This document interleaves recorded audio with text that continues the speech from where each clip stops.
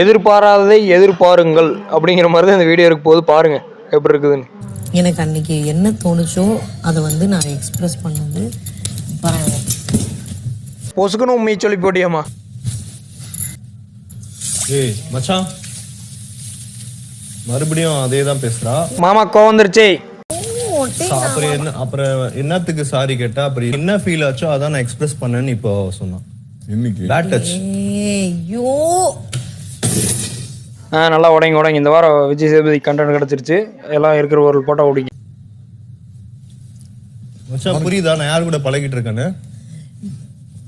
இங்க பாரு, வந்து ஸ்மாலா முடிச்சிடலாம்டா அப்படின்னு தானே நான் வந்து பேசுறேன் அவன்கிட்ட. நீ எதுக்கு அதை வந்து டென்ஷன் ஆக்கிக்கிட்டு இருக்க? நீங்க வாவேமே.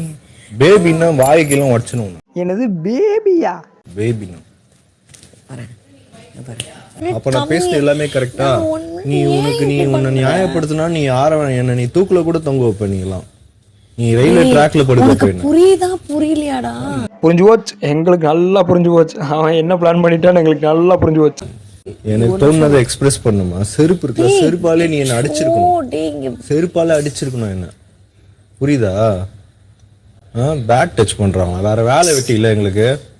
பெரிய ஐஸ்வர்யா ராய் இந்த அம்மா. அந்த அம்மா ஐஸ்வர்யா ராய் மாதிரி இருக்கிறனால தான் நீ தன்னால் சும்மா ஜிகி ஜிகி ஜிகின்னு சுத்திட்டு இருந்தீங்க பின்னாடியே. பேட் டச் பண்றாங்க. இங்க பாரு ஓவரா.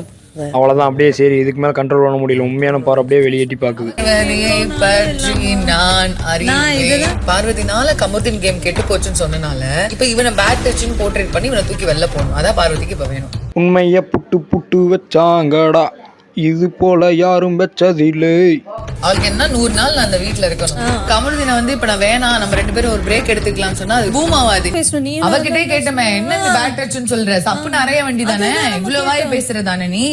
டச் பண்ண காலை புடிமாங்களாம், கைய புடிமாங்களாம், இந்த ஒர்க் அவுட்டுக்கு இதை பண்ணுவாங்களாம், அப்புறம் பேட் டச்சும்பாங்களாம். என்னப்பா அப்படியே அந்த பிரச்சனையை வச்சு இவங்க 2 பேரும் அப்படியே இணைந்த கைகள் மடியும் திருப்பி 2 கை சேருது.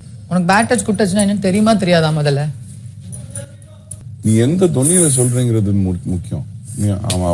திரும்ப அவன் அது ஒரு கேமை வச்சு பிளே பண்றான். அவ்வளவுதான், பார்வதி முழு மூச்சா எல்லாம் கண்டுபிடிச்சிட்டாங்க. இதுக்கு மேல பார்வதி ஆட்ட செல்லாது. பாய்.